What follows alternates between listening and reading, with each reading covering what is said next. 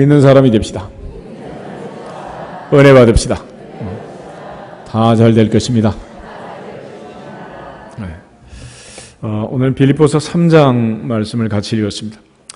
빌립보서는 사도 바울이 옥중에서 쓴 옥중서신 중에 하나입니다. 에베소서, 또 골로새서, 빌레몬서와 더불어서 4편의 옥중 편지 중에 하나인데, 반면에 사도 바울은 기뻐하라는 말씀을 계속해서 우리에게 강조하면서 이 빌립보서를 쓰게 됩니다. 그래서 빌립보서에는 기쁨이란 단어가 아주 구구절절히 나와 있는데, 그런 의미에서 이제 빌립보서는 기쁨의 편지라고도 합니다. 바울이 이처럼 우리에게 기뻐할 수 있었던 것은 늘 그리스도 예수 안에서 미래를 바라보고 또 소망 가운데 있었기 때문에 감옥 안에 있었지만 그는 억울하거나 묶이거나 불안해하거나 초조해하지 않고 오히려 기뻐할 수 있었습니다. 2장 17절에도 보면 만일 너희 믿음의 재물과 섬김 위에 내가 나를 전제로 드릴지라도 나는 기뻐하고 너희 무리와 함께 기뻐하리니 이와 같이 너희도 기뻐하고 나와 함께 기뻐하라. 기뻐하라. 또 3장 1절에도 끝으로 나의 형제들아 주 안에서 기뻐하라. 기뻐하라. 기뻐하라 라고 말합니다. 4장 1절에도 그러므로 나의 사랑하고 사모하는 형제들 나의 기쁨이요 면류관인 자들아 이와 같이 주 안에 살아. 4장 4절에서 주 안에서 항상 기뻐하라. 내가 다시 말하노니 기뻐하라. 그러면서 기뻐하라고 얘기합니다. 오늘 바울이 누렸던 감옥 안에서의 기쁨, 그 기쁨의 비결은 무엇인가? 오늘 빌립보서 3장 말씀을 보면은 바울은 그리스도의 죽음과 부활에 대한 분명한 확신을 가졌을 뿐만 아니라 또한 죽음에 동참하고 부활에 참여하는 것을 분명히 믿고 또 그런 구도 속에서 신앙생활을 했기 때문에 그런 것. 바울의 십자가는 가장 중요한 두 가지가 들어있었습니다. 첫째는 죽음이고 그 다음에 부활이었어요. 우리가 늘 주님 앞에서 죽음과 부활, 이 두 가지는 동시적이고 또 연속적이라는 것을 기억하셔야 됩니다. 갈라디아서 2장 20절에 바울이 고백할 때 내가 그리스도와 함께 십자가에 못 박혔나니 그런즉 이제는 내가 사는 것이 아니오 오직 내 안에 그리스도께서 사시는 것이라. 이제 내가 육체 가운데 사는 것은 나를 사랑하사 나를 위하여 자기 자신을 버리신 하나님의 아들을 믿는 믿음 안에서 산다. 바울은 죽음에서 끝난 그리스도를 믿은 게 아니라 부활하신 그리스도를 믿은 것입니다. 오늘 본문 10절, 11절 우리 두 절을 같이 한번 더 읽어보겠습니다. 내가 그리스도와 그 부활의 권능과 그 고난의 참여함을 알고자 하여 그의 죽으심을 본받아 어떻게 해서든지 죽은 자 가운데서 부활에 이르려 하노니. 아멘. 바울은 주님의 죽으심을 믿고 죽으심을 본받기를 원했습니다. 그러나 또 하나 거기서 끝나는 신앙생활이 아니라 어떻게 해서든지 죽은 자 가운데서 부활에 이르려 한다. 이런 신앙을 가리켜 미래지향적이라고 합니다. 과거보다는 미래, 소망을 가지고 희망을 가지고 꿈과 비전을 가지고 사는 거죠. 죽음 속에 묶여있는 것이 아니라 부활하신 그리스도, 부활의 주님을 따라가고자 하는 마음. 요즘은 아이들 표정이 아주 많이 밝아졌죠. 그렇지만 어른들 표정은 여전히 굳어가지고 3살 버릇이 8까지 간다고. 어렸을 때는 웃지도 못하겠잖아. 웃는다고 때리고 웃는다고 막 혼내고 말한다고 혼내고. 근데 요즘 얼마나 자유로운 세상이 되었어요. 표정도 밝아지고 다 좋아졌지. 그런데 예배를 드리는 그런 분위기도 아주 우울하고 늘 우울 분위기로 간 거예요. 초기에 선교사들이 왔을 때는 예배 드리는 우리 교인들의 모습을 보면서 늘 도대체 왜 이렇게 슬퍼하느냐. 우린 거기다가 눈도 작지 표정을 가만히 있으면 다들 화난 것 같고 성난 것 같고 슬퍼하는 것 같고 이래서 그러니까 주님의 십자가의 죽음을 묵상하느라고 그렇다고. 그러니까 성교사님들 하신 말씀이 예수님 부활하신 거 모르냐고. 그러니까 십자가에 죽으신 주님만을 생각하지 말고 부활하신 주님, 죽음의 권세를 이기고 부활 승리하신 주님을 바라보고 기뻐할지어다. 기뻐할지어다. 바울은 왜 기뻤느냐? 죽음에 묶여있지 않고 부활하신 그리스도를 바라보고 어떻게 해서든지 죽은 자 가운데서 부활에 이르기 위해서 그는 하나님 앞에 감사하며 기뻐하며 부활의 증인으로 살았기 때문에 그런 거예요. 12절, 13절 두 절을 한 번 더 읽어보겠습니다. 내가 이미 얻었다 함도 아니요 온전히 이루었다 함도 아니라 오직 내가 그리스도 예수께 잡힌 바 된 그것을 잡으려고 달려가노라. 형제들아 나는 아직 내가 잡은 줄로 여기지 아니하고 오직 한 일 즉 뒤에 있는 것은 잊어버리고 앞에 있는 것을 잡으려고. 아멘. 이걸 보면 바울은 뒤에 있는 것은 잊어버리고 앞에 있는 것을 잡으려고 간다. 주 예수께 붙잡힌 바 된 그것을 잡으려고 쫓아간다. 바울은 다메섹 도상에서 주님을 만났습니다. 주님이 그들을 붙잡은 거죠. 사울아 사울아 네가 어찌하여 나를 핍박하느냐. 그러나 일단 주님이 바울을 붙잡았지만 그 다음부터는 붙잡혀서 끌려가는 게 아니라 오히려 바울이 붙들고 달려간 것을 바울은 고백하고 있습니다. 주 예수께 받은 사명 곧 은혜의 복음을 증거하는 일을 마치려 하면은 내 생명을 조금도 귀하게 여기지 않는다. 그리고 주님을 따라가고 주님을 붙들고 오히려 그가 달려갔다라고 얘기를 합니다. 처음에는 주님이 그를 붙잡았지만 이제는 바울이 주님을 붙들고 달려가게 된 거예요. 왜 그랬느냐? 그는 뒤에 있는 것은 잊어버리고 표대를 향하여 앞을 향해서 달려가는, 미래를 보고 앞을 보고 달려가는 그런 신앙생활을 했기 때문에 그렇습니다. 그는 과거를 돌아보면 죄인 중에 괴수라고 고백합니다. 그러나 그런 죄의식에 묶여서 신앙생활을 한 게 아니고 그는 하나님의 자녀의 권세를 가지고 천국의 시민권자로 앞을 보고 미래를 보고 달려간 거예요. 오늘도 많은 사람들이 과거에 묶여있는 사람이 많습니다. 우리가 3.1운동 100주년이라고 하는데 100년 전에 있었던 그 얘기를 오늘 우리가 얘기하면서 너무 억울해한다면 우리는 100년 전에 묶인 것을 또 가져와서 또 스스로를 묶는 거예요. 부부가 싸우더라도 10년 전에 있었던 그 얘기를 오늘 하면 그 사건은 10년 전 사건이 아니라 오늘 사건이 돼가지고 오늘 마치 그런 일이 있는 것처럼 또 나를 묶어버리고 마는 거예요. 그러므로 아무리 화려했던 과거도 돌아보면 안 되고 아무리 슬프고 비극적인 사건도 뒤에 있는 것은 잊어버려야지 그걸 붙들고 있으면 안 된다. 붙들고 있습니다. 우리가 운전할 때 앞에 유리창이 환하게 있지만은 중앙에 하나 붙여놓은 게 있잖아. 뭐가 있어요? 뭐를 보라고 붙여놓은 거야? 뒤를 보라고. 그럼 굉장히 중요한 룸미러가 되겠지만은 그렇지만 그것만 보고 운전하면 어떻게 될까? 큰일 나겠죠. 큰일 나. 그래서 하나님께서 우리의 눈을 앞쪽에 붙여놔요. 앞쪽을. 왜 그러라고? 앞을 보라고. 뒤를 보려면 돌아봐야 되는데 힘들어요? 힘 안 들어요? 돌아보지 말라고 그렇게 경고했는데도 뒤를 돌아보다가 소금 기둥된 그 여자도 있잖아. 그치? 롯의 아내. 돌아보지 말라는. 앞을 보고 앞을. 그러므로 뒤에 있는 것을 자꾸 끄집어내가지고 다시 또 이제 얘기를 하고 그것은 이미 아문 상처를 자꾸 딱쟁이를 떼가지고 덧나게 하고 다시 힘들게 하는 그런 어리석은 일이란 말이에요. 그러면 신앙생활은 뒤를 보는 것이 아니라 앞을 보는 것이다. 앞을 보는 것이다. 그리고 지나간 일은 우리가 땅을 치고 통곡한다고 해도 그걸 고칠 수 없는 거예요. 그래서 흔히 역사에 가정법은 없다 그러잖아요. 클레오파트의 코가 한치가 높았으면 낮았으면 소용없는 거야. 다 지나간 일인데. 이성계가 위화도 해군을 했으면 안 했으면 이런 얘기 소용없는 거야. 다 지나간 거지. 그러므로 지금 이 자리부터 누구든지 그리스도 예수 안에 있으면 새로운 피조물이라. 새로운 피조물이라. 보라 이전 것은 지나갔으니 새 것이 되었도다. 새 것이 되었도다. 이게 바울이 가지고 있던 신앙관이고 바울의 역사관인 거예요. 신앙생활은 앞을 보고 가는 것이고 미래 지향적으로 살아가는 것입니다.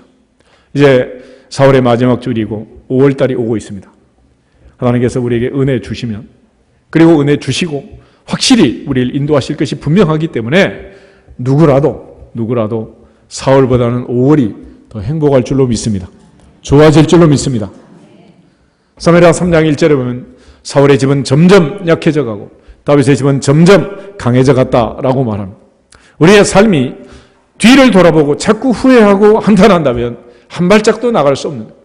이제는 앞을 보고 미래를 보고 달려갈 수 있기를 주 이름으로 축복합니다. 아브라함, 이삭, 야곱, 요셉의 인생을 봐도 마찬가지. 아브라함보다는 이삭이 100배로 복을 받고 이삭보다는 야곱보다는 요셉이 더 복을 받아서 당시 대제국 애굽의 총리가 되잖아요. 그런데 그가 총리가 되는 그 과정을 보면 기가 막히잖아요. 17살짜리를 꿈을 꾸고 꿈 얘기를 했다고 형들이 팔아버리는 거예요. 이 녀석 어떻게 되는가 보자. 그런데 놀랍게 하나님이 함께하사 종살이를 해도 형통하고 감옥살이를 해도 형통하고 하나님이 함께하심으로 마침내 그가 총리의 자리에 올라가고 형제들을 만났을 때 22년 후에 그가 고백하기를 나를 이곳으로 보낸 분은 형님들이 아니라 우리 아버지의 하나님이십니다. 우리와 우리 가족을 살리려고 당신들보다 나를 먼저 보내신 것입니다. 하나님 앞에서 우리 모두가 미래를 볼 때 희망을 가지고 꿈을 가지고 바라볼 수 있기를 축복합니다. 예레미야 29장을 한번 찾아보겠습니다. 예레미야 29장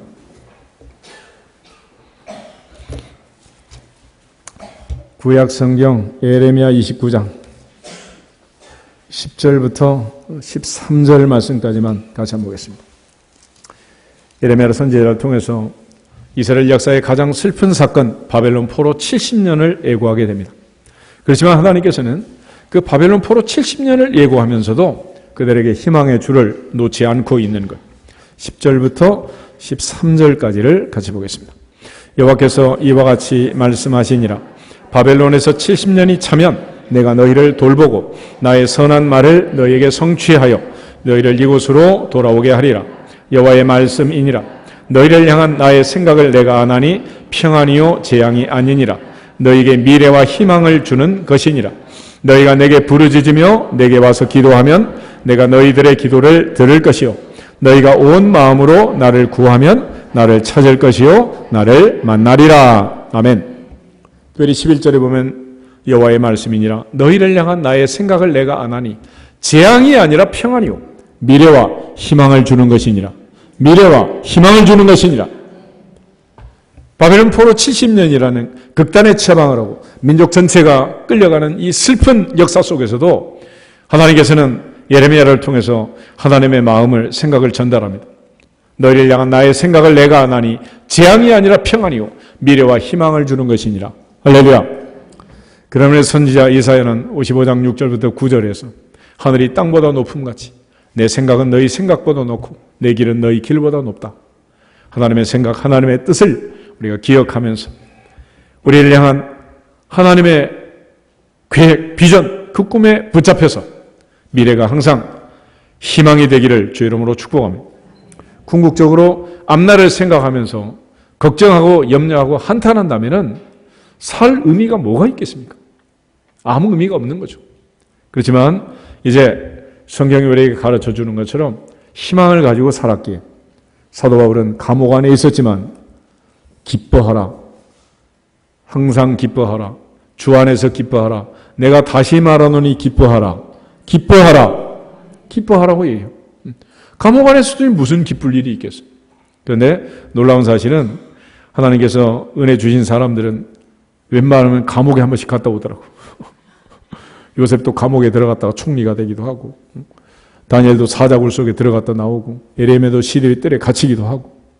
그러나 그것이 끝이 아니고 미래와 희망을 주기 위한 너희가 나를 찾고 찾으면 반드시 만날 수 있는 특단의 조치를 취했지만 그것이 계기가 되어서 주님을 만남으로 새로운 인생을 살 수 있는 옛사람을 벗어버리고 새사람을 입을 수 있는 기회가 된 줄로 믿습니다. 그래서 바울은 늘 어둠의 일을 벗고 빛의 갑옷을 입자. 누구든지 그리스도 안에 있으면 새로운 피조물이라. 옛사람을 벗어버리고 새사람을 입을지어다. 할렐루야. 앞을 향해 달려가라는. 또 하나 중요한 것은 이처럼 미래를 향해 달려가면서 중요한 것은 이제 목표, 표대를 향해 가는 것입니다. 오늘 빌립보서 4장 다시 보시면 3장 다시 보시면 14절 한 절만 같이 보겠습니다. 표대를 향하여 그리스도 예수 안에서 하나님이 위에서 부르신 부름의 상을 위하여 달려가노라. 아멘. 표대를 향하여 그 말은 목표를 향하여 toward the goal, goal을 향해서 목표를 향해 달려가. 그래서 기자는 믿음의 주요 온전하게 계신 이 누구 바라보자? 예수님 바라보자. 예수님을 깊이 생각하자 그랬습니다. 허다한 믿음의 증인들을 소개하고 나서 1세기 당시에 마라톤 그 경주의 신앙생활을 비교하면서 모든 무거운 것, 얽매기 쉬운 죄를 벗어버리자 그랬습니다. 달리기 하는데 거추장스러운 것, 무거운 건 다 벗어버리라. 신앙생활 하는 데 있어도 무거운 것은 벗어버려야 된다. 그 옛날 나무꾼과 선녀 얘기를 보면은 선녀를 어떻게 하라고? 무거운 짐을 지워가지고 날아가지 못하게 무거운 짐을 지우라는. 근데 짐이 가벼워야 하늘로 가든 땅으로 가든 뭐 갈 수가 있지. 무거우면 안 돼. 그래서 요즘은 뭐든지 가볍게 해라. Simplify your life. 인생을 단조롭게, 단순하게 그렇게 하라. 우리 너무 복잡하게, 너무 많은 짐들을 가지고 사는 거야. 그러니까 이사도 못 가는 거지. 중요한 것은 가기 싫어도 딱 한 번은 가야 돼. 영원한 천국으로 요단강 건너갈 때. 근데 그때도 짐이 너무 무거우면 쉬워요, 어려워요? 쉬워요, 어려워요? 얼마나 어렵겠어. 그래서 가볍게 하라는 가볍게. 마라톤 하는 선수들 신는 신발 1g, 2g, 10g 가볍게 하기 위해서 얼마나 연구를 많이 하고 수백억을 투자해서 신발 하나 만드라고 연구를 하냐고. 짐을 가볍게 하려고. 요즘 모든 게 다 가벼워야 됩니다. 무거운 짐, 가방도 요즘은 옛날에 가죽 가방 무거운 거 하다가 요즘 참 이제 가벼워졌잖아요. 그죠? 무거운 거 입지도 않아, 이제. 들고 다니지도 않아요. 옛날에 무스탕 그래가지고 막 몇 킬로씩. 요즘 그런 옷을 누가 입겠어? 안 입어, 이제. 나이가 들고 점점 무거워지면 힘들어져요. 그 유명한 스마트폰도 요즘 보세요. 전부 다 크기는 크게 하고 무게는 가볍게 하고. 그게 기술이라 그래요, 기술. 컴퓨터고 노트북이고 전부 다. 지금 무거우면 다 소용없어요. 아무리 성능이 좋고 사양이 좋아도 무거우면 어디다 써먹냐 말이에요. 가지고 다닐 수가 없는데. 그래서 요즘은 이제 모든 게 가벼워요. 바울이 우리가 얘기한 것처럼, 히브리서 기자가 얘기한 것처럼 무거운 짐을 벗어버려. 옛사람을 벗어버리라. 어둠의 일을 벗어버려라. 아멘? 벗으라는, 벗어. 봄이 되어 이제 새싹이 납니다. 파릇파릇 새싹이 돋는데 거기다 또 무거운 짐을 지어놓으면 꼼짝을 못하는 거예요. 아이들이 태어나서 성장하는 과정에서 내가 이 아이를 걷지 못하게 해야 되겠다. 결심하지 않는 이상 애들이 기어다니고 엎어지고 손잡고 붙들어 설 때 박수 쳐줘야 돼? 혼나야 돼? 만약에 기어다니는 애를, 이제 서려고 하는 애를 붙들고 거기다가 가르치겠다고 티칭을 하면 애는 영원히 못 서는 거예요. 설 수가 있겠어요? 너 그게 자세가 뭐니? 똑바로 서. 이게 그동안의 한국 교육이에요. 지금 이제 캄보디아 같은 데 가면 베트남이고 태국이고 다 마찬가지예요. 음악 시간 있지도 않지만은 교회에서 노래를 가르치잖아. 그럼 악보를 가르치면 걔들은 노래 못해요. 불러주세요. 들려주세요. 한 번 들려주면 정확하게 따라서 합니다. 오선지 들고 박자 음정 가르치면 그때부터는 버벅거리기 시작하는 거예요. 이게 그동안 일본식 영어 교육이에요. 문법을 갖다 들이대고 막 이러니 무슨 공부를 할 수가 있겠어. 그건 못하는 거예요. 나도 못한 그 무거운 짐을 또 갖다 애들한테 어깨에다 짊어지면 돼요, 안 돼요? 돼요, 안 돼요? 그럼 안 되는 거지. 그런 식의 교육을 하면 안 된다는 거예요. 이제는 무거운 짐을 벗어버리고, 할렐루야. 그래서 옛날에 한동안 정부에서 그런 얘기 했었잖아. 규제 개혁이라고 쓰고 일자리 창출이라고 읽는다. 무슨 말이겠어요? 그 많은 법조문들이 얽어가지고 꼼짝을 못하게 하는 거야. 전부 외국 나가서 사업하지 한국에서 누가 사업을 하겠어요? 이게. 신앙생활도 마찬가지다. 무거운 짐은 벗어버리자. 거기 얽매여 있으면 안 된다. 그리고 중요한 것은 목표가 중요해요. 목표. 앞을 바라보고 주님을 바라보고 예수님을 바라보고 예수님을 생각하고 할렐루야. 믿음의 주요 온전하게 계신 예수를 바라보자. 예수를 생각하자. 이게 히브리서 기자가 내린 결론이에요. 결론. 히브리서 12장 보겠습니다. 히브리서 12장. 설명을 했으니까 읽기만 하면 되겠습니다. 1절부터 3절. 이러므로 우리에게 구름같이 둘러싼 허다한 증인들이 있으니 모든 무거운 것과 얽매기 쉬운 죄를 벗어버리고 인내로서 우리 앞에 당한 경주를 하며 믿음의 주요 또 온전하게 하시는 이인 예수를 바라보자. 그는 그 앞에 있는 기쁨을 위하여 십자가를 참으사 부끄러움을 개의치 아니하시더니 하나님 보좌 우편에 앉으셨느니라. 너희가 피곤하여 낙심하지 않기 위하여 죄인들이 이같이 자기에게 거역한 일을 참으신 일을 생각하라. 아멘. 무거운 것을 벗어버리고 인내로서 경주해라. 마라톤에서 중요한 것은 첫째는 가볍게 하는 거지만 또 하나는 인내하는 거다. 인내가 중요하다. 그래서 모든 경기는 흔히 상대 선수와 싸우는 게 아니라 누구하고 싸우는 거다.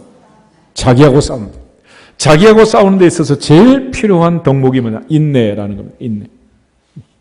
그러므로 참지 못하면 지는 거예요. 야고보는 인내를 온전히 이루라. 이는 너희로 온전하고 구비하여 조금도 부족함이 없게 하렴이라 라고 말합니다. 범사에 참으면 반드시 복이 될 줄로 믿습니다. 우리 한번 인사하겠습니다. 조금만 더 참읍시다. 그리고 목표를 향해 달려가는 표대를 향해서 바울이 이처럼 미래를 바라왔기 때문에 그가 이 고난을 견딘 거예요. 바울이 주님 만나고 나서 얼마나 힘들었는지 모릅니다. 고린도서 11장은 보실까요? 바울이 그렇게 기쁜 일이 많았는지 슬픈 일이 많았는지.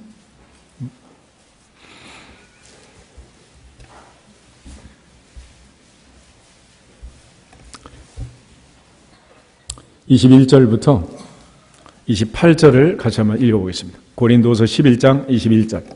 나는 우리가 약한 것 같이 욕되게 말하노라. 그러나 누가 무슨 일에 담대하면 어리석은 말이나마 나도 담대하리라.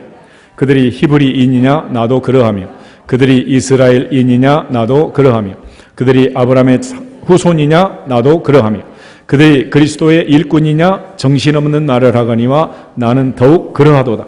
내가 수고를 넘치도록 하고 옥에 갇히기도 더 많이 하고 매도 수없이 맞고 여러 번 죽을 뻔 하였으니 유대인들에게 40에서 하나 감한 매를 5번 맞았으며 3번 태장으로 맞고 1번 돌로 맞고 3번 파선하고 일주야를 깊은 바다에서 지냈으며 여러 번 여행하면서 강의 위험과 강도의 위험과 동족의 위험과 이방인의 위험과 시내의 위험과 광야의 위험과 바다의 위험과 거짓 형제 중의 위험을 당하고 또 수고하며 애쓰고 여러 번 자지 못하고 줄이며 목마르고 여러 번 굶고 춥고 헐벗었노라.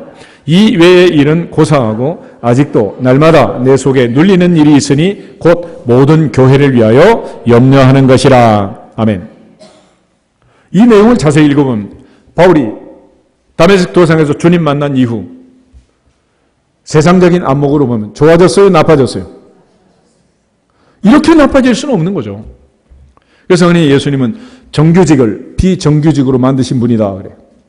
갈릴리 바다에서 고기 잘 잡던 애들 팔로우 미 나를 따라라 그래가지고 이상한 애들 만들고 세관에 앉아서 세무 서장하던 마태를 불러가지고 비정규직 만드시고 예수님 만나면 좋을 것 같지만 세상의 관점에서 보면 좋은 일이 없단 말이에요. 그럼에도 불구하고 바울이 왜 이렇게 살았느냐? 로마서 8장에 보면 현재의 고난은 장차 받을 영광과 비교할 수 없도다. 비교할 수 없도다. 그럼 미래를 바라보고 앞을 바라봤기 때문에 그런 앞을 보는 안목이 열리는 거예요. 바울이 주님 만나고 나서 제일 먼저 사흘 동안 금식하고 그에게 나타난 현상은 눈에 뭐가 벗겨졌어요? 비늘이 벗겨진 겁니다. 벗고 보니 초막이나 궁궐이나 그 어디나 하늘나라. 내 주 예수 모신 곳이 그 어디나 하늘나라. 이게 달라 보이는 거예요. 그가 사울이었을 때 보았던 것과 비늘이 벗겨진 바울의 인생을 살면서 보는 것은 전혀 다른 세상이었습니다. 기독교 신앙은 바로 미래지향적이라는. 다 같이 출애굽기 15장 한번 찾아보겠습니다. 출애굽기 15장에 보면 모세가 홍해 바다를 건너고 사흘째 되던 날 마라에 도착하게 됩니다. 그들은 마라에서 쓴물을 만나고 원망을 할 때 모세는 25절 여호와께 부르짖었다라고 말해요. 모세가 이런 사람이 아니에요.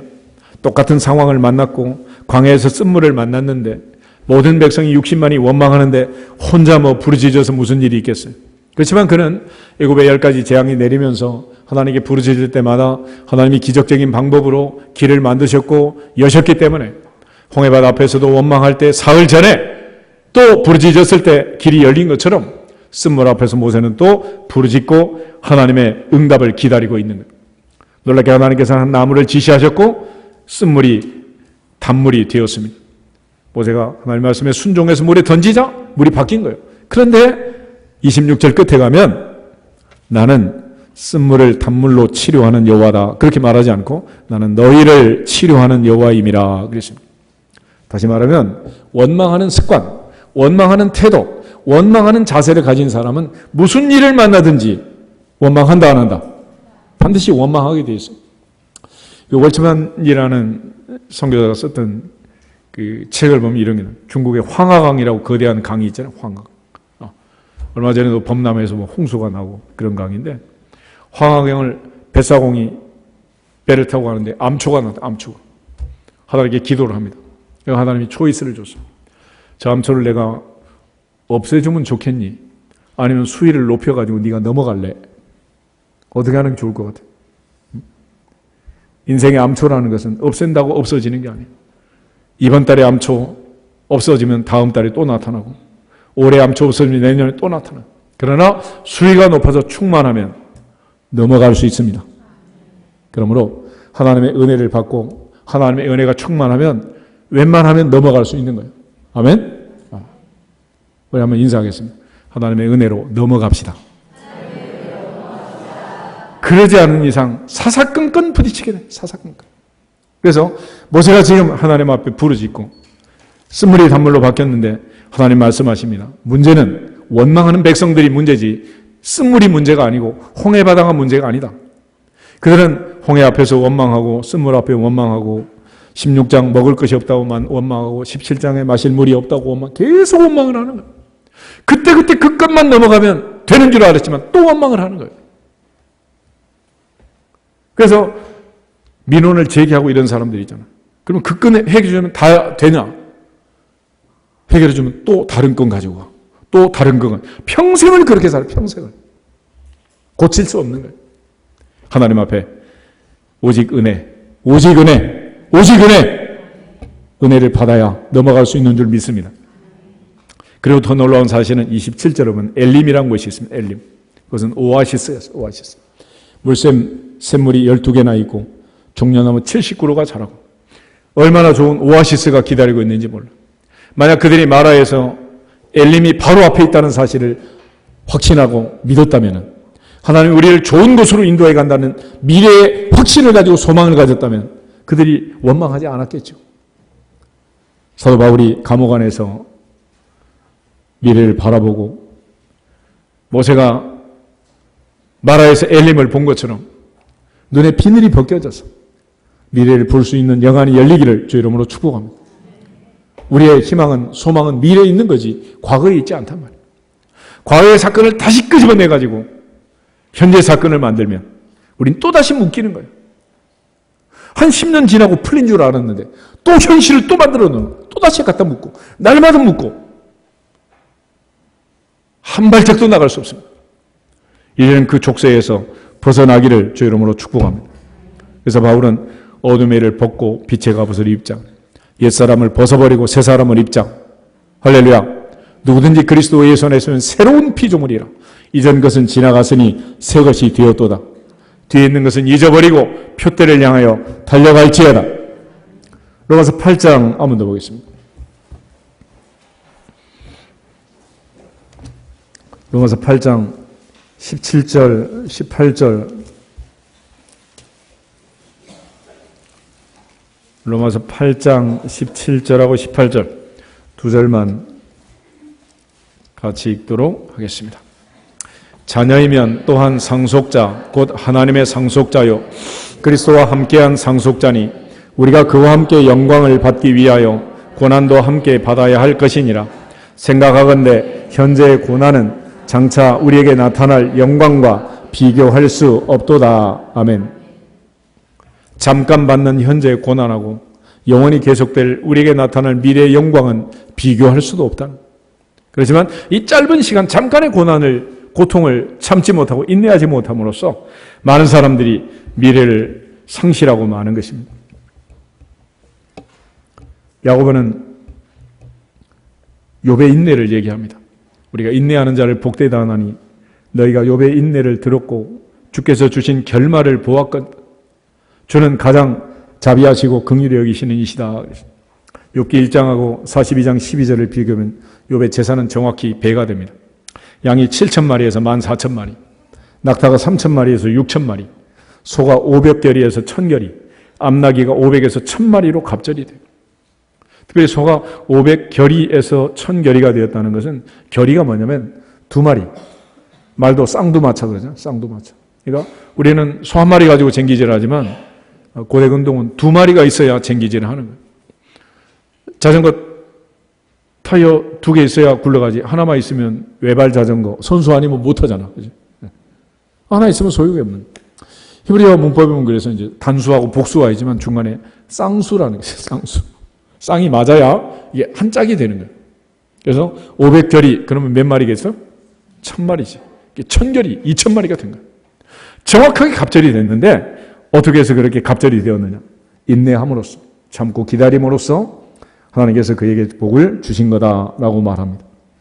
베드로도 현재 우리가 당하는 이 잠깐의 고난, 이 고난 그걸 견디지 못해서 영광을 상실하는 경우가 많다라는 것을 강조하면서 믿음의 결국은 영혼의 구원을 받음이라 그랬습니다. 만약 우리가 구원의 반열에 서지 못한다면 신앙생활하는 모든 것이 무용지물 아니겠습니까? 하나님 앞에서 분명한 목표를 가지고 목표를 향해서 달려가야 한다라고 말하는 것. 최선을 다한 결과도 결국은 목표 달성 아니겠습니까? 예수께서 마지막 십자가에서 남긴 말씀 중에 하나도 다 이루었도다. 다 이루었도다.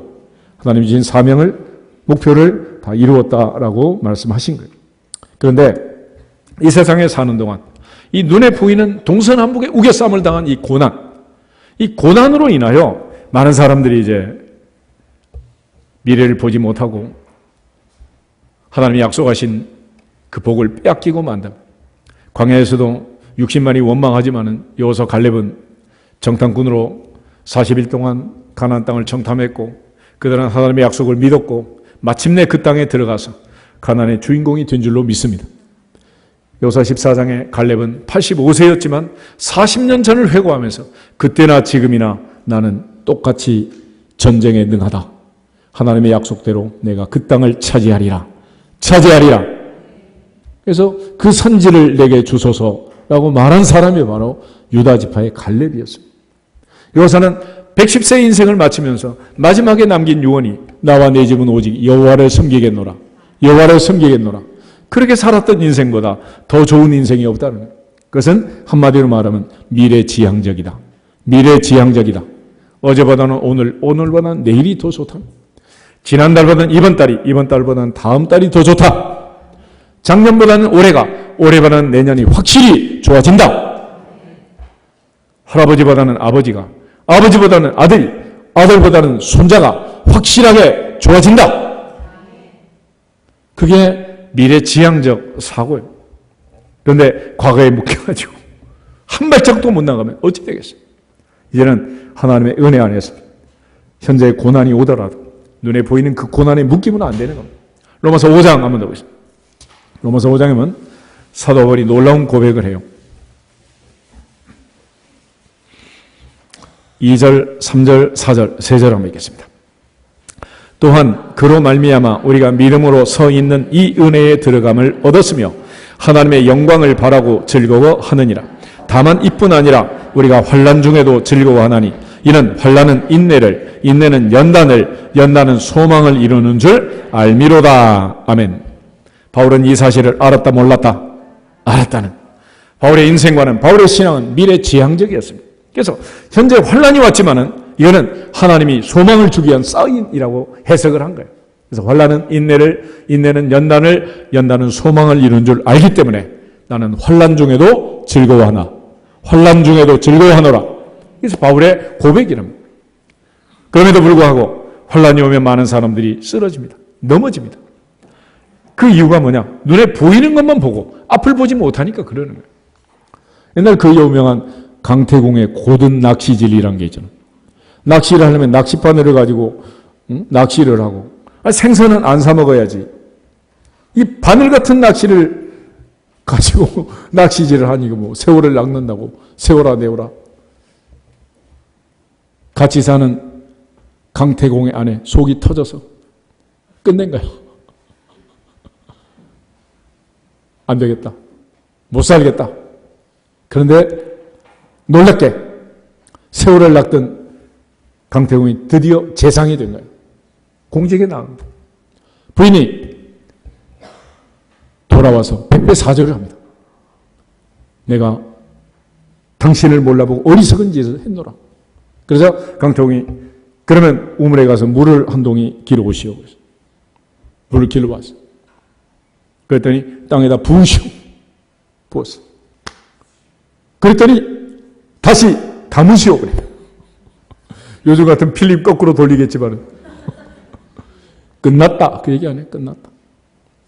기회는 앞에 있을 때 잡을 수 있는 거지. 지나고 나면 끝인 거야.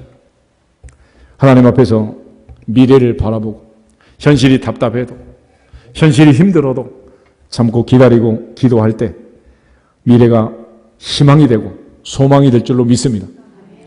우리를 향한 하나님의 계획, 고난을 통해서 주시는 하나님의 진리가, 하나님의 지혜가 우리에게 있어야 이 고난을 이기게 된단 말이에요. 고난이 오는 원인은 성경은 대개로 세 가지가 있습니다. 세 가지. 같이 한번 따라하겠습니다. 첫째는 죄. 두 번째는 하나님의 연단. 세 번째는 하나님의 영광. 주로 이 세 가지 때문에 고난을 당합니다. 에덴 동산에서 인간이 쫓겨나고 가시와 엉겅퀴가 있는, 가시덤불이 있는 이 세상에서 고생하고 있는 이유는 하나님 말씀에 불순종한 죄 때문이다. 그건 100% 누구 때문이에요? 나 때문에 생긴 일이. 그래서 여자는 임신과 출산의 고통을 당할 뿐만 아니라 그렇게 태어난 아들, 딸을 평생 이고 지고 기도 제목으로 삼고 엄마, 아빠 다 버리고 김씨, 이씨, 박씨 집에 와가지고 이 고생을 하고 사는 거예요.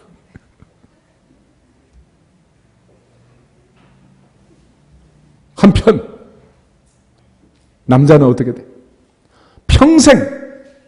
평생이야. 정년이 어디 있어? 평생 내가 수고해야 먹고 산다는. 그러니까 평생의 고통 속에 살 수밖에 없는 이 상황을 누가 만들었어요? 내 죄가. 내가 그렇게 만든 거야. 내가. 누구를 원망하겠어? 누구를. 그렇지만 하나님께서 우리의 인생에 개입하시면 또 다른 의미의 고난이 오게 되어 있습니다. 베드로 전서 4장 보겠습니다. 12절, 13절, 382페이지 베드로 전서 4장 12절, 13절 두 절 같이 한번 읽겠습니다. 사랑하는 자들아, 너희를 연단하려고 오는 불시험을 이상한 일 당하는 것 같이 이상히 여기지 말고 오히려 너희가 그리스도의 고난에 참여하는 것으로 즐거워하라. 이는 그의 영광을 나타내실 때 너희로 즐거워하고 기뻐하게 하려 함이라. 아멘. 우리를 연단하려고는 불같은 시험이 있다. 그래서 욥기는 내가 그 불같은 시험을 견딘 후에는 순금같이 나오리라. 정금같이 나오리라. 그러니까 하나님 우리를 연단할 때 환난을 통해서 연단하시고 고난을 통해서 연단을 하시는 거예요. 그런데 그것은 특별히 하나님의 연단이고 이상한 일이 아니다. 그런 고난이 올 때는 오히려 그리스도의 고난, 십자가의 고난에 참여하는 것처럼 감사하고 기뻐할지어다. 즐거워할지어다. 기뻐하라는 거예요. 그럼에도 불구하고 많은 사람들이 또 이런 어려움이 오면 평소에는 신앙생활 잘 하다가 교회를 떠나고 직분을 버리고 포기하고 그런 사람이 너무 많아. 그래서 사도 바울도 인생의 말년에 편지를 쓸 때 많은 제자들이 떠나간 것을 얘기를 합니다. 그의 그 마지막 얘기를 보면 너무 슬퍼. 그래서 바울이 디모데에게 편지를 쓰면서 대만은 이 세상을 사랑하여 나를 버리고 데살로니가로 갔고 그레스게는 갈라디아로 디도는 달마디아로 갔고 누가만 나와 함께 있다. 네가 올 때는 마가를 좀 데리고 와라. 그러면서 바울이 떠나간 제자들을 얘기합니다. 그러나 바울은 끝까지 내 몸을 하나님 앞에 다 바치고 마지막 죽음이 가까이 오는 그 순간까지 전제와 같이 내가 벌써 부어지고 나의 떠날 시작이 가까웠다. 나는 선한 싸움을 싸우고 달려갈 길을 마쳤으니 믿음을 지켰으니 이제 후로는 하나님께서 생명의 관을 내게 줄 거다라고 얘기를 합니다. 하나님 앞에서 마지막까지 하나님의 연단이라는 사실을 알고 흔들리지 않기를 축복합니다. 요한복음 9장에 보면은 날 때부터 맹인된 사람이 있어요. 제자들이 예수님께 질문을 합니다. 이 사람 맹인된 것은 자기 죄입니까? 부모의 죄입니까? 그럴 때 예수님께서 이 사람의 죄도 아니고 부모의 죄도 아니고 하나님이 하시는 일을 드러내기 위함이다. 이것은 하나님의 영광을 위한 일이다 라고 말해요. 당시 유대인들은 장애자로 태어난다거나 어려운 일을 당한다거나 그러면 항상 뒤에서 구시렁구시렁 무슨 죄를 지었나? 무슨 큰 죄를 지어서 저래요? 이러면서 막 얘기를 한 거예요. 그렇지만 예수님께서는 그게 아니라고 얘기해요. 꼭 그런 게 아니고 죄 때문에 생긴 것도 물론 있지만은 하나님의 연단도 있고 하나님의 영광도 있다. 할렐루야. 그래서 하나님께서 쓰기 위해서 그렇게 사용을 하기 위해서 훈련을 시키는 거예요. 이런 모세의 인생을 보면 모세는 3개월 동안 엄마 쭈쭈 먹다가 더 이상 크지 못하고 나일강에 버렸잖아요. 3개월짜리를 갈상자에 만나 그래가지고 나일강에 버렸어요. 부모가. 얼마나 참 슬픈 얘기입니까? 그런데 바로의 공주가 목욕하러 왔다가 아이를 살려내고 자기 아들로 양자로 입적을 한 거예요. 40년 동안 왕자가 되어서 바로의 왕궁에서 이거 왜 학문과 학술을 다 배우고 공부를 하고 모든 훈련을 받습니다. 그런데 40이 되어서 살인사건과 연련돼서 광야로 다시 쫓겨나가죠. 미디안 광야에서 이도로의 양을 치면서 나이 80이 될 때까지 광야 생활을 했어요. 아니 왜 도대체 무슨 죄가 있어서 무슨 잘못이 있어서 이 고생을 하겠어. 3개월짜리가 말이에요. 그런데 하나님의 계획은 그게 아니에요.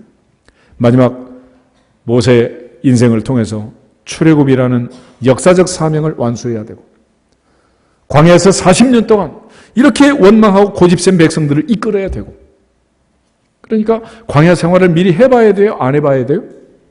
미리 해봐야지. 그래서 훈련을 시킨다. 훈련. 또 하나 모세의 역사적 사명은 모세 오경이라는 율법서를 토라를 기록해야 할 사명이 있는 공부해야 돼? 안 해야 돼? 해야 돼? 안 해야 돼요. 이 영양가 없는 공부. 그래서 한 거야. 그래서 그거 하려고. 그래서 하나님께서 모든 사람에게 다 그렇게 하는 건 아니죠. 그러나 하나님의 계획과 하나님의 영광을 위해서 하나님 요구할 때는 또 순종을 해야 되는 거예요. 오늘 이러한 원인 때문에 내 인생에 고난이 올 수가 있단 말이에요. 그러므로 제일 먼저는 하나님 앞에 무조건 회개할지어다. 그러나 또 하나 하나님 앞에서 하나님이 나를 연단하시고 훈련하신 이유를 분명히 기억하고 또 하나님의 영광을 드러내기 위한 영광의 도구로 충성하시기를 주의 이름으로 축복합니다. 동시에 하나님이 우리 인생에 개입해서 우리 찾아오는 고난은 4가지의 중요한 특징이 있습니다. 그중에 첫 번째는 뭐냐? 고난에는 하나님의 뜻이 있는 거예요. 우리 한번 인사하겠습니다. 고난에는 하나님의 뜻이 있습니다. 분명히 뜻이 있는 거예요. 아무 의미 없이 내 인생에 고난이 일어나지 않는다. 하나님의 뜻이 있고 분명한 하나님의 계획이 그 안에 있습니다. 그래서 바울은 하나님의 선하시고 기뻐하시고 온전하신 뜻이 무엇인지 분별하도록 해라. 너희는 지혜 없는 어리석은 자가 되지 말고 지혜 있는 자 같이 하여 하나님의 뜻을 주의 뜻이 무엇인가 분별할지어다. 그래서 항상 하나님의 뜻을 생각하는 거예요. 하나님의 뜻이 무엇일까? 내 인생에 왜 이런 일이 있나? 어찌하여 하필 나에게 이런 일이 오는가? 하나님의 계획, 하나님의 분명한 뜻을 기억할 수 있기를 축복합니다. 예레미야를 통해서 말씀한 것처럼 민족 전체가 어려움을 당해도 너희를 향한 나의 생각을 내가 아느니 재앙이 아니라 평안이라, 미래와 희망을 주는 것이니라. 희망을 주는 것이니라. 그래서 환난은 인내는 연단을, 소망을 준단 말이에요. 결과적으로 하나님께서는 처음부터 가나안을 주는 게 아니라 가나안에 가기 전에 광야를 먼저 주시고 부활의 영광을 주기 위하여 십자가의 고난이 먼저 있는 것을 기억해야 할 줄로 믿습니다. 그래서 흔히 고난은 위장된 축복이라고 말하는, 고난은 위장된 축복이다. 고난 다음에 영광이 있고 죽음 다음에 부활이 있는 거지, 부활이 하늘에서 떨어지냔 말이에요. 그런데도 많은 사람들이 쉽게 열매만을 먹기를 원하는 거예요. 아이들이 공부를 제대로 하려면 문제를 지가 풀어봐야 돼요? 선생님 풀어준 답만 외워야 돼요? 어떻게 해야 되겠어? 그래서 쉽게 하려다 보니까 요즘은 애들이 뭐 아는 게 없어요, 아는 게. 그래서 뭐 손가락 움직여가지고 카톡이나 하지 뭐 글을 제대로 쓰는 애가 별로 없어, 이게. 세상이 어떻게 된 세상인지. 하나님 앞에서 어떤 고난이 오든지 하나님의 뜻을 분별하고 사도 바울이 데살로니가서 5장 16절부터 18절에 말하는 것처럼 항상 기뻐하라, 쉬지 말고 기도하라, 범사에 감사하라. 이것이 그리스도 예수 안에서 너희를 향하신, 너를, 나를, 우리를 향하신 하나님의 뜻이니라. 하나님의 뜻이니라. 또 하나 하나님의 뜻에는 중요한 세 가지 법칙이 있다고 그러죠. 첫째는 합력하여 선을 이룬다. 두 번째는 감당할 힘과 피할 길을 주신다. 세 번째는 승리는 보장되어 있다. 아멘? 이 세 가지가 고난이 갖고 있는 또 다른 중요한 특징입니다. 그래서 고난에 하나님의 뜻이 있지만 하나님을 사랑하는 자, 곧 그 뜻대로 부르심을 입은 자들에게는 모든 것이 합력하여 선을 이루느니라. 선을 이루느니라. 요즘 계절이 얼마나 좋아요. 꽃이 피고 새싹이 나고 온 세상이 참 꽃대거린 이 좋은 봄날을 앞으로 몇 년쯤 더 맞이할 수 있을지 아무도 모르지만 얼마나 좋은 계절이야. 그러나 이 봄날만 가지고 좋다 그렇게 말하지는 않잖아요. 봄, 여름, 가을, 겨울이 합력하여 아름다운 사계절이 아름다운 금수광산을 이루는 줄 믿습니다. 그래서 사람의 인생도 드라마도 마찬가지예요. 오르막이 있고 내리막이 있고 우여곡절이 있고 다시 회복하는 반전이 있고 이래야 드라마가 재미가 있는 거지. 항상 봄날이면 어떻게 되겠어요? 아무리 좋은 봄날도 간다. 봄날은 간다. 가는 거예요. 그러니까 합력해서 선을 이루도록 하나님이 마지막까지 내 인생에 개입하셔서 합력하는 그분이 내 인생을 붙들고 아름다운 인생을 만들고 합력하여 선을 이루어 줄 수 있기를 주님의 이름으로 축복합니다. 또 하나, 하나님께서 우리에게 고난을 허락할 때는 감당할 수 있는 고난을 허락하지 감당할 수 없는 건 허락하지 않는다. 또 허락했을 때는 피할 길도 주신다 그랬어요. 쉽게 말하면 문제지도 주시고 답안지도 주시고. 그러면 시험 쳐서 몇 점 맞아야 돼? 그런데 문제도 주고 답안지도 주고 우리 아빠 교무처장 아니어도 다 해주잖아.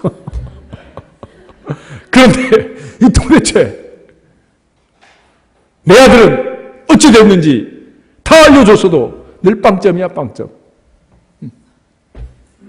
그게 바로 나, 바로 너, 바로 우리.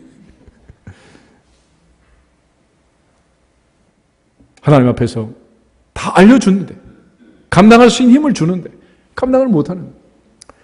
그런 차원에서 하나님은 우리가 감당할 수 있다고 믿을 때에 시험을 허락하는 거예요. 아무에게나 아브라함처럼 아들 바쳐라 그러지 않습니다. 아무에게나 사자굴을 집어넣고 아무에게나 감옥을 집어넣고 이렇게 하지 않는단 말이에요. 하나님께서 나를 인정할 때 감당할 수 있다고 믿을 때 그런 고난도 허락하시고 또한 피할 길도 주시는 줄로 믿습니다. 이것이 하나님께서 내 인생을 개입하시고 이끌어 가시는 생생한 증거이고 그 많은 이야기들을 간증한 고백이 기록이 바로 바이블 성경인 거예요. 또 하나 우리를 사랑하신 이로 말미암아 우리가 넉넉히 이긴다. 내가 확신하노니 환난이나 곤고나 기근이나 적신이나 위험이나 칼이나 그 어떤 것도 우리를 그리스도 예수 안에 있는 하나님의 사랑에서 끊을 수 없다. 바울은 승리를 확신했습니다. 아멘. 우리는 이길지 질지 모르는 애매한 싸움을 싸우는 게 아니고 반드시 이길 수밖에 없는, 이겨야 되는 승리가 보장된 영적 전쟁을 치르고 있는 거예요. 누구 때문에? 우리를 사랑하시는 예수님 때문에, 하나님 아버지 때문에. 할렐루야. 이기게 되어 있습니다. 우리 한번 다시 인정하겠습니다. 우리의 싸움은 이기게 되어 있습니다. 그러면 이 마지막 이러한 고난의 특징을 기억하고 이제 이기는 마지막 방법은 뭐냐? 야고보서 1장 한번 보겠습니다.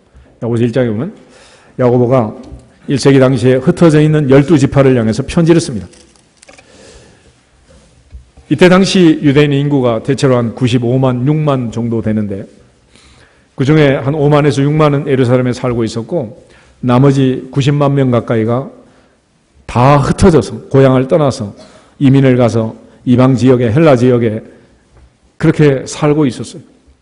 요즘도 이민 생활하는 게 쉽지 않지만은 2000년 전에 이민이란 게 얼마나 힘들었겠어요. 그런데 그들에게 야고보가 두 가지를 얘기합니다. 첫째는 인내해야 한다. 두 번째는 기도해야 한다라고. 어떤 고난이 오든지 이 두 가지를 잘하면 이길 수가 있다는 거예요. 먼저 2절부터 4절 보겠습니다. 내 형제들아, 너희가 여러 가지 시험을 당하거든 온전히 기쁘게 여기라. 이는 너희 믿음의 시련이 인내를 만들어내는 줄 너희가 알미라. 인내를 온전히 이루라. 이는 너희로 온전하고 구비하여 조금도 부족함이 없게 하려 함이라. 아멘. 인내하라고요. 인내. 참는 거야. 참아. 그래서 정말로 못 참겠다. 그럼 어떻게 하냐? 어떻게 해야 돼? 그래도 참아야 하느냐? 참아야 돼. 온전히, 완전 인내를 얘기해요. 그래서 야고보의 얘기를 들어보면 처음과 끝이 결합이 되어 있어요. 5장을 잠깐 보시면 5장에 7절부터 11절에 세 가지 인내를 얘기합니다. 그러므로 인내해야 한다. 첫째, 농부처럼 인내해라. 이른 비와 늦은 비를 기다리는 농부같이 인내해라. 두 번째는 선지자들로 고난과 오래 참음의 본을 삼아라. 10절 그렇게 말합니다. 세 번째 인내가 욥에 있는데 11절 보겠습니다. 보라, 인내하는 자를 우리가 복되다 하나니 너희가 욥의 인내를 들었고 주께서 주신 결말을 보았거니와 주는 가장 자비하시고 긍휼히 여기는 이시니라. 아멘. 복 있는 사람은 어떤 사람? 인내하는 사람. 다시 인사하겠습니다. 복 있는 사람이 됩시다. 조금만 더 참읍시다. 그리고 마지막 방법이 뭐냐? 기도하는. 다시 1장 가서 5절부터 8절 보겠습니다. 5절. 너희 중에 누구든지 지혜가 부족하거든 모든 사람에게 후히 주시고 꾸짖지 아니하시는 하나님께 구하라. 그리하면 주시리라. 오직 믿음으로 구하고 조금도 의심하지 말라. 의심하는 자는 마치 바람에 밀려 요동하는 바닷물결 같으니 이런 사람은 무엇이든지 주께 얻기를 생각하지 말라. 두 마음을 품어 모든 일에 정함이 없는 자로다. 아멘. 하나님께 구하라. 그리하면 주시리라. 오직 믿음으로 구하고 조금도 뭐 하지 말라. 의심하지 말라는. 분명히 미래가 좋다는 것을, 하나님이 응답하시고 길을 여실 것을 분명히 믿을지어다. 믿어야 하느니라. 확신을 가지는 확신을. 5장 다시 보시면 5장 13절 마지막에 다시 강조하는 게 인내와 두 번째는 기도예요. 기도. 13절부터 18절 보겠습니다. 너희 중에 고난 당하는 자가 있느냐? 그는 기도할 것이요. 즐거워하는 자가 있느냐? 그는 찬송할지니라. 너희 중에 병든 자가 있느냐? 그는 교회 장로들을 청할 것이요. 그들은 주의 이름으로 기름을 바르며 그를 위하여 기도할지니라. 믿음의 기도는 병든 자를 구원하리니 주께서 그를 일으키시리라. 혹시 죄를 범하였을지라도 사하심을 받으리라. 그러므로 너희 죄를 서로 고백하며 병이 낫기를 위하여 서로 기도하라. 의인의 간구는 역사하는 힘이 큼이니라. 엘리야는 우리와 성정이 같은 사람이로되 그가 비가 오지 않기를 간절히 기도한즉 3년 6개월 동안 땅에 비가 오지 아니하고 다시 기도하니 하늘이 비를 주고 땅이 열매를 맺었느니라. 아멘. 고난 중에는 뭐하라? 기도하라. 기도하라. 특별히 15절 믿음의 기도는 병든 자도 구원한다. 17절 엘리야는 우리와 성질도 감정도 똑같은 사람이지만 그의 기도 제목이 달랐다는 거예요. 비가 오지 않기, 비 다시 오기. 그런데 놀랍게 엘리야의 기도는 상달되었고 3년 6개월 동안 비가 오지 않았고 다시 기도할 때 하늘이 비를 주고 땅이 열매를 맺었느니라. 하나님 앞에서 우리가 해야 할 일은 인내하는 일이고 또 하나는 기도하는 일입니다. 아멘? 그냥 이를 악물고 참기만 하면 틀리할 수가 있어. 하나님 앞에서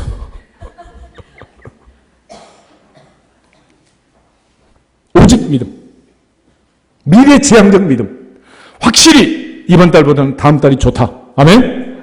믿어지기를 축복합니다. 그것이 성경이 우리에게 가르쳐주는 길잡이고 안내인 거예요. 그런데도 많은 사람들이 뒤에 있는 걸 끄집어내가지고 과거를 바라보면서 그때 그랬으면 그런 얘기를 자꾸 하는 거야. 오늘부터는 그런 말하기 없기. 집에 가서 남편 붙들고 당신 그때 내 말을 안 들어서 이렇다고 그런 말하기 없기. 꼭 하고 싶으면 하나님 말씀을 안 들어서 그렇다고 옆구리를 찔러가지고 끌고 나와야지. 내 말을 듣게 해봤자 또 쫓겨난다. 가시와 엉겅퀴가 있는 세상으로 또 쫓겨난다. 남편도 아내도 주의 말씀에 순종할지어다. 순종할지어다. 그 말씀을 붙들고 인내하고 기도할 때 하늘이 열리고 형통한 길로 인도해 주실 줄로 믿습니다. 우리 모두 표대를 향해서 바울처럼 뒤에 있는 것을 잊어버리고 달려갈 수 있기를 주님의 이름으로 축복합니다. 다 같이 주 예수 그리스도의 이름으로 형통할지어다 선포하고 기도하겠습니다. 하나 둘 셋.